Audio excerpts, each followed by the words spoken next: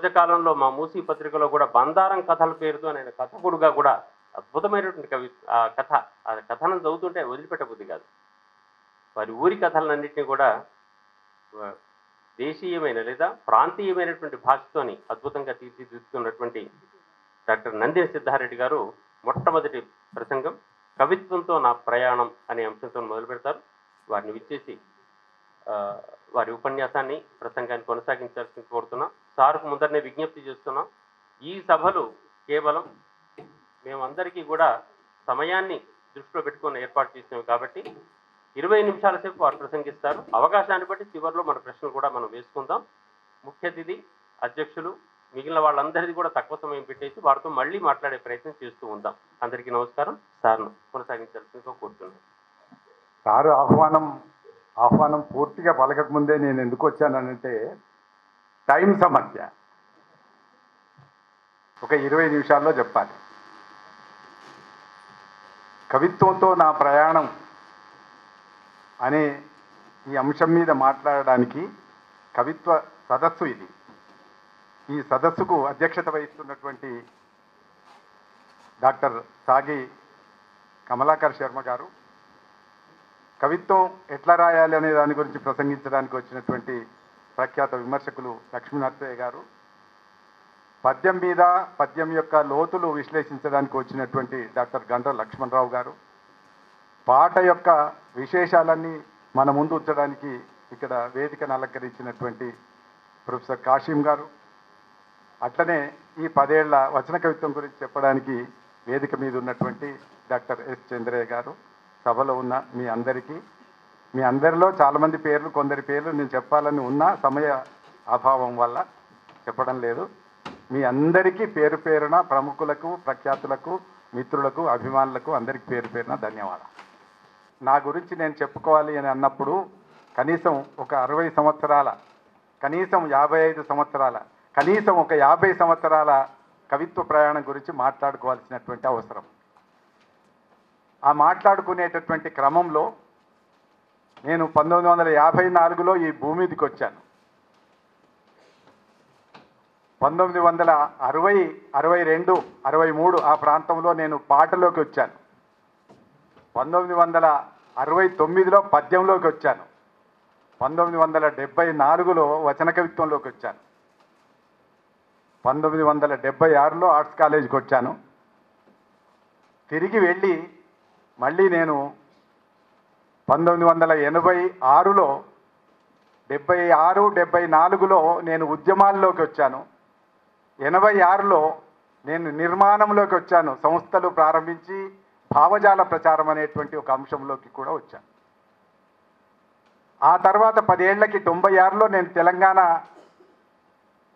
నినాదాన్ని తలకెత్తుకొని ఎందుకు అంటున్నానంటే, మేము తలకెత్తుకునే రోజుల్లో తెలంగాణ అనే 4 అక్షరాలు వాడితే పేపర్లో రాయొద్దని పత్రికా యాజమానులు ఆదేశాలు జారీ చేసినటువంటి రోజులవి.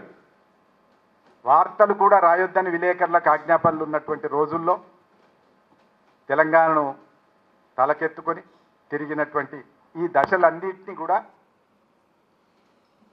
సంక్షిప్తంగా చెప్పడానికి ప్రయత్నం చేస్తే 20 నిమిషాల్లో సరిగ్గా నేను ఇక్కడికి వచ్చినప్పుడు 14, 12, 2:12 అయింది. 2:32కు నేను తప్పకుండా క్లోజ్ చేస్తాను. ఇట్లా చూసినప్పుడు నేను ఎక్కడ మొదలయ్యాను, ఒక కవిని నీ ప్రయాణం ఎక్కడ మొదలైందంటే చెప్పడం చాలా కష్టం. తెలిసిన తర్వాతనా తెలియక ముందా ఒక కవిలో కవితా బీజాలు అంకురించడం లేదా పడడం అనేటువంటిది చాలా వివిధ సందర్భాల్లో జరుగుతాయి. అది కుటుంబంలో పడవచ్చు, అది ఊరిలో పడవచ్చు. ఊరిలో ఒక కలుపు తీస్తున్నప్పుడు, నాటు వేస్తున్నప్పుడు ఆ నాటు దగ్గర పాడిన పాటలోంచి పడవచ్చు, లేదా ఆ ఊరిలో జానపదులు పాడుకునేటటువంటి ఆ పాటల నుంచి పడవచ్చు, లేదా వృత్తి గాయకులు వచ్చి అద్భుతమైనటువంటి కథనాలు చెప్తూ ఉన్నప్పుడు ఆ వీరగాథలలో ఏది ఆకర్షించిందో స్పష్టంగా తెలియదు. కాబట్టి ఎక్కడ ప్రయాణం మొదలైంది అని చెప్పడానికి సరిగ్గా కొలమానాలు లేదా ప్రమాణాలు ఇవి అని చెప్పడానికి మాత్రం కుదరదు. ఒక మనిషిగా రూపొందేటటువంటి క్రమం, ఒక కవిగా రూపొందేటటువంటి క్రమం చాలా కోణాల్ని బట్టి ఉంటుంది. నేనే ఎక్కడో రాసుకున్నాను, జ్ఞాపకం కొంత, మరుపు కొంత, బతుక్కు 2 అంచులు అని రాసుకున్నాను. బతుక్కు 2 అంచులు, ఒకటి జ్ఞాపకం, 2 మరుపు. జ్ఞాపకాలు లేకపోయినా మనిషి ప్రయాణం జరగదు. బహుశా మరుపు లేకపోతే మనిషి ప్రశాంతంగా ఉండలేడు, బతకలేడు. ఎక్కువ రోజులు జ్ఞాపకం పెట్టుకోవడం అనేటువంటిది కూడా కొన్ని సమస్యలకు దారితీస్తుంది.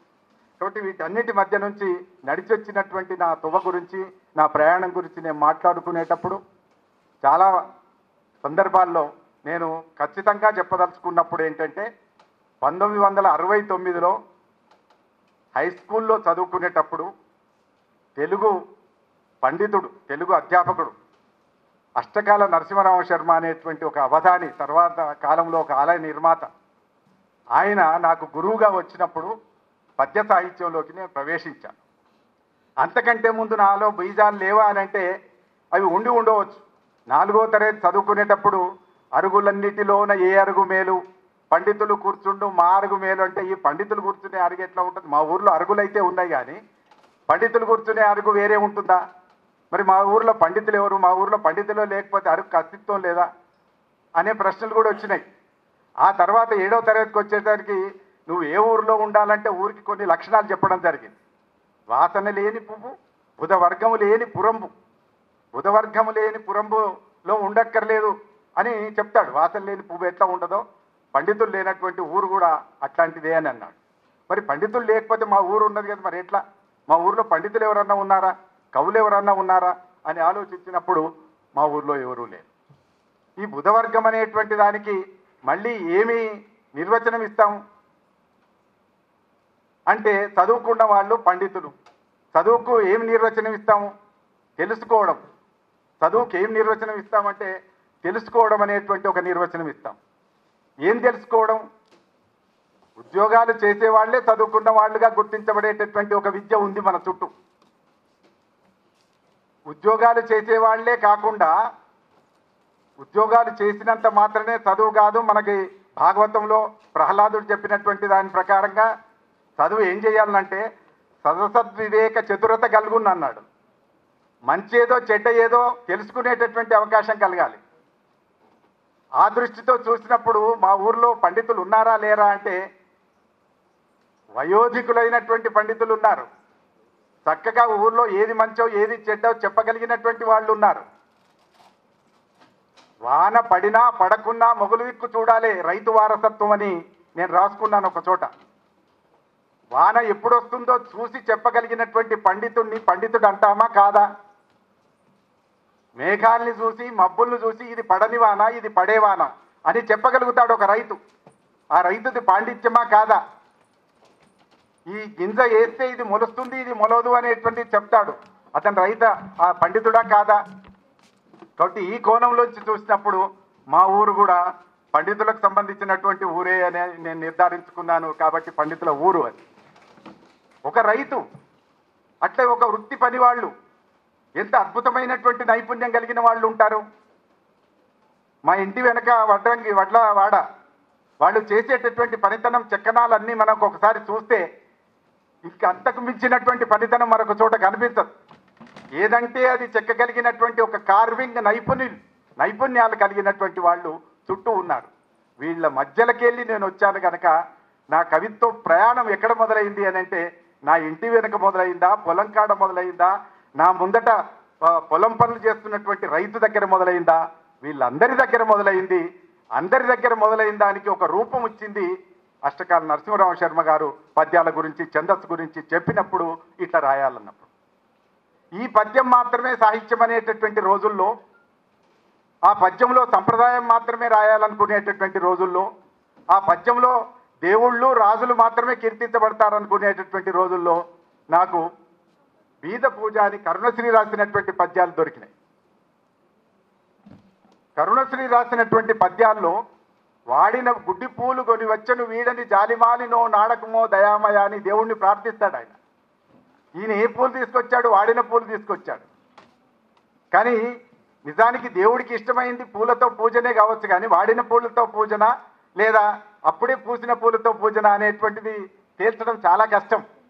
నిజమైన దేవుడు ఒకవేళ ఉండి ఉంటే మొక్కిన వాడి దగ్గర భక్తి కనుక ఉండి ఉంటే పూలతో నిమిత్తం లేకుండా భక్తుడి యొక్క హృదయాన్ని బట్టి ఆశీర్వదించగలిగినటువంటి వాళ్ళే నిజమైనటువంటి దేవుళ్ళు. వాళ్ళు మనుషుల్లో నాకు కనబడ్డారు. వాళ్ళు ఇట్లా రాసి ఒక కొత్త ఊహ చేయగలిగినటువంటి మనుషుల్లో నాకు కనబడ్డారు. కాబట్టి చాలాసార్లు దేవుడు వరం ఇచ్చినా పూజారి వరం ఇయ్యడు అంటారు. పూజారి దేవుడికి మధ్యన, భక్తుడికి దేవుడికి మధ్యన ఒక అడ్డంకిగానో లేదా ఒక సంయోజకుడుగానో ఉండేటటువంటి పూజారి తనకు కుచిత స్వభావం ఉంటేనేమో వరం ఇయ్యడు, విశాలమైనటువంటి మనస్తత్వం ఉంటేనేమో తప్పనిసరిగా ప్రతి మనిషిని అటువైపు ఆకర్షించగలిగినటువంటి ఉదారత ఉంటుంది. అతను మాత్రమే బుధుడు అవుతాడు తప్ప వేరే వాళ్ళు బుధులు కారు, వేరే వాళ్ళు పండితులు కారు. కుచితమైనటువంటి ఉద్దేశాలు కలిగిన వాళ్ళు బుధులు కారు. ఇది నాకు గ్రామం నేర్పింది. ఇది నాకు ఊరి పాటలు నేర్పినాయి, శ్రమ చేసేటటువంటి చేతులు నేర్పినాయి. ఇక్కడ నుంచి వచ్చిన తర్వాత ఇదే రాయాలి అని అనుకునేటటువంటి దశలో వాడిన గుడ్డి పూల గురించి కూడా రాయొచ్చు అనేటువంటిది నాకు అర్థమై పద్యాల్ని రాస్తూ ఉన్నటువంటి క్రమంలో ఊర్లోకి పత్రికలు రావు, ఊర్లో గ్రంథాలయాలు ఎక్కువగా లేవు. ఊర్లోకి అప్పుడే గ్రామ పంచాయతీకి వచ్చినటువంటి గ్రంథాలయాల్లో పట్టుకొని చదువుతూ ఉంటే ఏవో సెలెక్ట్ చేసినటువంటి కొన్ని పుస్తకాలు వచ్చినాయి. దాంట్లో ఏది అవునో ఏది కాదో, ఏది చదవచ్చో ఏది రాయొచ్చో తెలియనటువంటి వయసులో రకరకాలుగా ఇటు అటు తొక్కులాడినటువంటి సందర్భం ఉంది. వచన కవిత్వం అనేది ఒకటి ఉంటుందని తెలుసు, కానీ దానికి ఏమి నియమాలో తెలియనటువంటి పరిస్థితి. సరిగ్గా 74లో డిగ్రీ 2వ సంవత్సరం చదువుతున్నప్పుడు నేను 74 జనవరి ఫిబ్రవరి ప్రాంతాల్లో సిద్దిపేట కాలేజీలో పెట్టినటువంటి ఒక కవి సమ్మేళనంలో పాల్గొనడం అనేటువంటిది నా కవిత్వ ప్రయాణంలో 2వ మలుపు. మొదటి మలుపు 1969లో తెలుగు అధ్యాపకుడి యొక్క చొరవతో ఆయన శిథిల విపంచి అనేటువంటి పుస్తకంతో మొదలైతే అది 2వ మలుపు బహుశా నాకు డిగ్రీ కాలేజీలో మొదలైనటువంటి మలుపు. అందుకే నేను చాలా స్పష్టంగానే రాసుకున్నాను, ప్రయాణంలో తొవ్వ అనేది మలుపులు లేకుండా ఉండదు. చాలాసార్లు అనుకుంటాం ఈ మలుపులు అవసరమా, ఇన్ని మలుపులు ఎందుకు ఉంటాయి ఒక మనిషి జీవితంలో అంటే మలుపులు లేనటువంటి తొవ్వ ఉండదు అనేటువంటిది నేను తొవ్వలన్నీ గమనించి తెలుసుకున్నటువంటి విషయం. కాబట్టి మలుపులు లేకుండా తొవ్వలు ఉండవు, ఎత్తొంపులు లేకుండా కూడా తొవ్వలు ఉండవు. తొవ్వ అన్న తర్వాత ఎత్తు వంపు ఉంటాయి. ఎత్తొంపులు లేకుండా తొవ్వలు ఉండవు, మలుపులు లేకుండా తొవ్వలు ఉండవు. నడవడానికే బయలుదేరిన కానీ జీవితమంతా నడిచిన ఎప్పుడూ పూలదండల కోసం నడవలేదు అని స్పష్టంగా రాసుకున్నాను. జీవితమంతా నడిచిన ఎప్పుడూ పూలదండల కోసం నడవలేదు. పడ్డవో పరిచినవో ముళ్ళు తప్పలేదు. 2 విషయాలు రాసుకున్నాను, పడ్డవో పరిచినవో ముళ్ళు, పరిచిన ముళ్ళు, పడ్డవో పరిచినవో ముళ్ళు తప్పలేదు తోవలో. ఈ ముళ్ళు ఏరుకుంటూ నడవాలి. ఎవరమైనా ప్రతి కవి జీవితంలో అనుభవంలో ఉంటాయి. కొన్ని పడ్డ ముళ్ళు ఉంటాయి, కొన్ని పరిచిన ముళ్ళు ఉంటాయి. ఈ 2 ముళ్ళను దాటుకుంటూ మనం నడవాలి. రాళ్ళు విసిరే వాళ్ళు ఎప్పుడూ ఉంటారు, గాయపడని వాళ్ళు ఎవరు ఉంటారు? రాళ్ళు విసిరే వాళ్ళు ఎప్పుడు ఉంటారు, ఇప్పటికీ రాళ్ళు విసురుతారు. చాలాసార్లు అనుకుంటుంటారు ఆ స్థాయికి పోయినాక ఉండయేమో అని. మనిషి బతుకున్నన్ని రోజులు ఏ స్థాయికి పోయినా కూడా రాళ్ళు విసిరే వాళ్ళు ఎప్పుడే ఉంటారు. గుర్తుపెట్టుకోండి, రాళ్ళు విసిరితే గాయపడతాం, గాయపడినా కూడా నడవడానికే బయలుదేరిన నేను నడిచి తీరుతా అని చెప్పుకొని నడుచుకుంటూ వచ్చి, కాబట్టి నడవడానికి బయలుదేరింది నేను. నా గమ్యం చేరుకోవడానికి ప్రయాణం మొదలుపెట్టాను. కాబట్టి నా గమ్యం చేరుకోవడానికి దిశగానే నేను ప్రయాణం చేసుకుంటూ వచ్చిన. అందుకని కరిగితే కవి, కరిగితే కవి, పారితే నది. కవి నది అవతారం. నాకు 2 తెలుసు, నీటి మనసు నీటి సొగసు 2 తెలిసినటువంటి వాడు. కాబట్టి నీటి మనసు మాత్రమే తెలిస్తే సరిపోదు. ఇక్కడ సాహిత్య ప్రపంచం తొందరగా ఒప్పుకోదు. ఇది శిల్పము శిల్పం అంటుంటుంది ఎప్పటికీ. నీ హృదయం అంటే సరిపోదు, నువ్వు ఆర్ద్రంగానే ఉన్నావంటే సరిపోదు. నీ ఆర్ద్రతకు నీ మనసుకు ఒక ప్రావీణ్యతతో కూడినటువంటి, ఒక సౌందర్యాత్మకతతో కూడినటువంటి, ఒక శిల్పంతో కూడినటువంటి చేర్పు దానికి ఉండాలి. కాబట్టి ఈ విషయాలన్నీ నాకు 74లో శ్రీశ్రీ మహాప్రస్థానం దొరికిన తర్వాత, తిలక్ అమృతం కురిసిన రాత్రి దొరికిన తర్వాత, దాశరథి కృష్ణమాచారి అగ్నిధార దొరికిన తర్వాత, వీళ్ళందరూ చదివిన తర్వాత దొరికినాయి. అంటే ఒక మనిషి కవిత్వాన్ని ఎంత ప్రేమించాలి అన్నప్పుడు కదిలేది కదిలించేది, మారేది మార్పించేది, పాడేది పాడించేది, మునుముందుకు నడిపించేది, పరిపూర్ణపు బతికిచ్చేది అని చెప్పి శ్రీశ్రీ చెప్తాడు.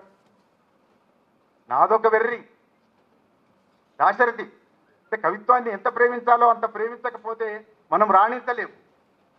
నాదొక వెర్రి తాగుడున నాడును వీడును అమ్ముకున్న ఉన్మాది వలెన్ కవిత్వమున నా సకలమ్మును కోల్పోయి రాత్రి దివనములు రచయించితి తీయని కావ్య రస ప్రపంచములు అని చెప్పారు. తాగుడున్న నాడును వీడును అమ్ముకున్న ఉన్మాది. చాలాసార్లు దాశరథి ఇంత చుట్టూ ఉండే ప్రపంచానికి అర్థం కాడు. అయ్యా ఆయన ఆస్థాన కవిగా లేకపోతే బాగుండు, ఆస్థాన కవిగా లేకపోతే బాగుండేది కరెక్టే, కానీ ఉద్యమ కవిగా ఉన్నప్పుడు ఆయన కడుపులో రకరకాల జబ్బులు వచ్చినాయి, జైలు కూడు తిన్నాడు. జైలు కూడు తిన్నప్పుడు సిమెంట్ కలిపినటువంటి భోజనం పెట్టారు. పెడితే ఆయన ఆరోగ్యం అంతా పేగుల్లోకి వచ్చేసి ఆ పేగులు మొత్తం బాగా నాశనమై ఉన్నాయి అనేటువంటి విషయాన్ని మనం అర్థం చేసుకోకుండా దాశరథిని ఎనాలిసిస్ చేయడానికి ప్రయత్నం చేస్తే అది నిజమైన సాహిత్య విమర్శ అనిపించుకోదు. ఒక మనిషి తప్పకుండా ఒక మలుపు తీసుకోవడం వెనకాల ఆయన సొంత కారణాలు. పరిచినట్లుగా ఉండి దివాజీ మీద నడిచి వచ్చేటటువంటి జీవితం కొందరిది ఉంటుంది. వడ్డించిన విస్తరిలాగా ఉండేటటువంటి జీవితం కొందరిది ఉంటుంది. పండిత కుటుంబాల నుంచి వచ్చినప్పుడు మా నాన్నగారు అని చాలామంది ఆయన ద్వానా శాస్త్రి వేసినటువంటి పుస్తకం చదివినప్పుడు ఇట్లాంటి నాన్నలు మనకు లేకపోయాయి కదా అని చెప్పి బాధపడి ఉన్నా నేను. కానీ అట్లాంటి నాన్నలు లేకపోవడమే నా గొప్పతనం అని నన్ను నేను సమర్థించుకున్నటువంటి పరిస్థితి కూడా ఉంది. పుస్తకాలు ఊరికే చదువుతుంటే మా బాప అన్నాడు ఒక మాట, ఆయన చదువుకోలేదు. ఊరికే పుస్తకాలు ఏం చదువుతారు, ఆ పుస్తకాలు చదువుడు కాదురా రాసుడు గొప్ప అన్నాడు. ఎందుకన్నాడు మహానుభావుడు నాకు తెలియదు. కానీ రాసుడు గొప్ప అంటే ఈ రాసుడు సంగతి ఏందో చూడాలి అని చెప్పి ఆ అజ్ఞానంలోంచి వెతకడం మొదలుపెట్టిన. ఆ రాసుడు సంగతి ఏంటిదో చూసుకుంటూ ఇదిగో ఇవాళ యూనివర్సిటీలో కవిత్వ సదస్సులో ప్రయాణం గురించి మాట్లాడడానికి మీ ముందట నిలబడి.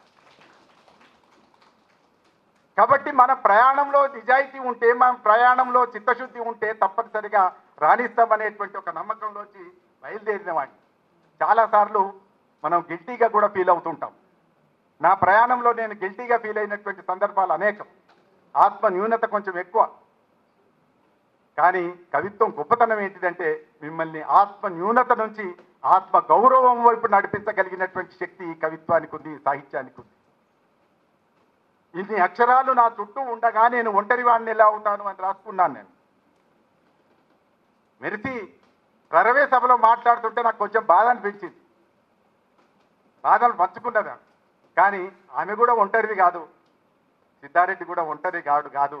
ఎందుకంటే మన చుట్టూ అక్షరాలు ఉన్నాయి, ఇంతమంది మిత్రులు ఉన్నారు, ఇంతమంది మన కవిత్వ ప్రేమికులు ఉన్నారు. కవిత్వ ప్రేమికులందరూ కూడా మన వాళ్ళే అనేటువంటిది ఎప్పుడు మనం గుర్తుపెట్టుకొని నడిస్తే ఇన్ని అక్షరాలు చుట్టూ ఉండగా నేను ఒంటరి వాడిని ఎలా కానీ ఒంటరి వాడిని కాదు. అప్పుడు నడవాలనుకుని ఎక్కడ ఆగిపోకుండా నడుస్తున్నటువంటి సందర్భంలో ఈ అవమానించే వాళ్ళు ఎప్పుడూ ఉంటారు.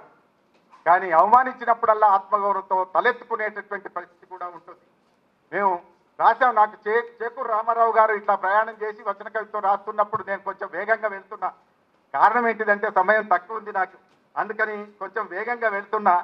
ఆ వేగంలో చేకూరు రామారావు గారు నా గురించి రాస్తూ, నా గురించి రాయక నా గురించి విమర్శ చేసి తెలంగాణ కవులకు ఎక్కువ తెలియదు, అయినా నేనేమంటున్నా తలెత్తుకొని రాయండి అని అంటున్నా అని ఏదో రాశాడు.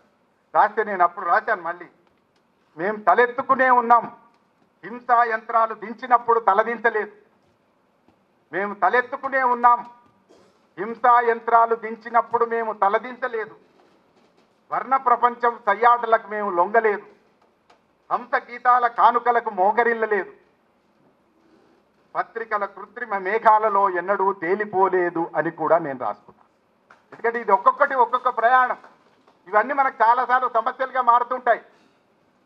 ఈ సమస్యలు ఏంటిది, ఒక దిక్కు ఇది రాస్తే రాజ్యం నిర్బంధం మీ మీదకి వచ్చి చాలా కష్టపెడుతుంది అనేటువంటి భయం ఉంటుంది. అవి ఆనాడు కూడా తలదించలేదు. ఇంకో పక్కకు నేను రాయటం మొదలైనప్పుడు సినిమా కవి కావాలనుకున్నాను. డిగ్రీ సెకండ్ ఇయర్లో ఉన్నప్పుడు నేను సినిమాలకు రాయాలనుకున్నాను. కానీ ఈ ఆర్ట్స్ కాలేజీలో అడుగుపెట్టిన తర్వాత, ఉస్మానియా యూనివర్సిటీ మెట్లెక్కిన తర్వాత, విద్యార్థి ఉద్యమాలు నడుమ తిరుగుతూ ఉన్నప్పుడు సినిమాలకు రాయడం గొప్ప కాదు, ప్రజల కోసం జీవించడం గొప్ప అని అర్థం చేసుకున్నాను. కళలు అందంగానే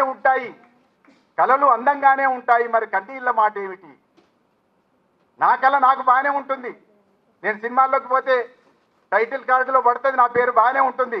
కానీ నా చుట్టుండే ప్రజల కన్నీళ్ల సంగతి ఏమిటి? పంజరాల్లో నిలబడ్డ చిలుకల్లా గ్రామాలు నన్ను పిలుస్తున్నాయి అని రాసుకున్నాను.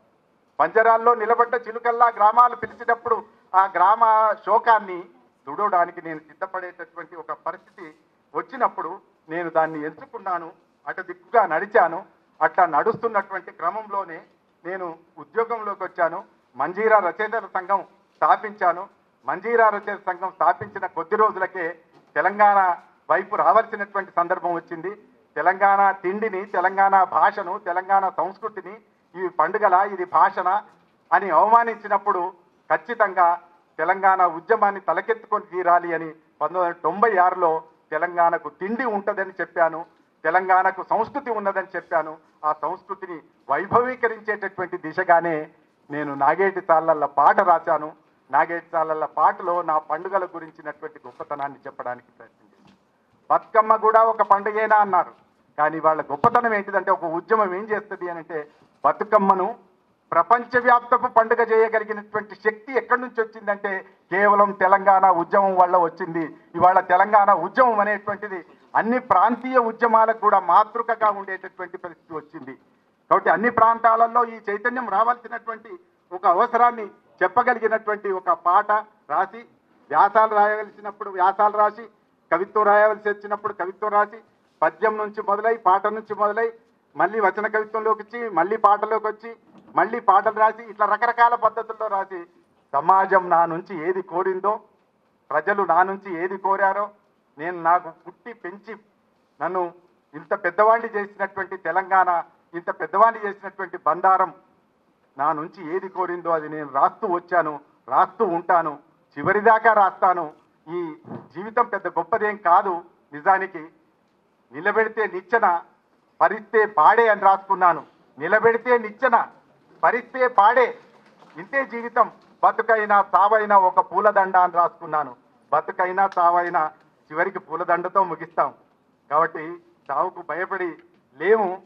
నడవదలుచుకున్నవాడు ముళ్లకు భయపడడు, నడవదలుచుకున్నవాడు కత్తులకు భయపడడు, నడవదలుచుకున్నవాడు బెదిరింపులకు భయపడడు అని నా జీవితం నుంచి నేర్చుకున్నాను. అవమానాల నుంచి ఆత్మగౌరవం వైపు నడిచి నడిచి కవిత్వంలో ఇక్కడ దాకా వచ్చాను. నమస్తే. కవిత్వం వర్ధిల్లాలి. రెడ్డి గారి ఈ ఉపన్యాసాలు సూక్ష్మంలో మోక్షాలు,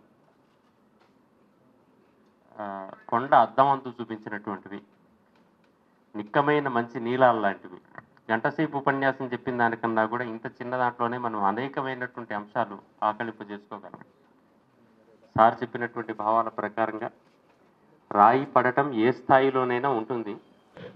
ప్రతివానికి ఒక ప్రశ్న ఎదురవుతూ ఉంటుంది, ఎగ్జామ్ పాస్ కావాలి. నాకు చేత కాదనుకున్న వాడి కిందనే ఉంటాడు. పాస్ కావాలి, డిస్టింక్షన్లో రావాలనుకున్నటువంటి వాడికి పరీక్ష తప్పదు. పరీక్ష తప్పనిసరిగా రాయాల్సిందే, ఎదగాల్సిందే ప్రతి వాళ్ళు కూడా. ఆ ఎదగటానికి మనమందరం సిద్ధం చేయడానికి వచ్చారు వీళ్ళందరూ కూడా.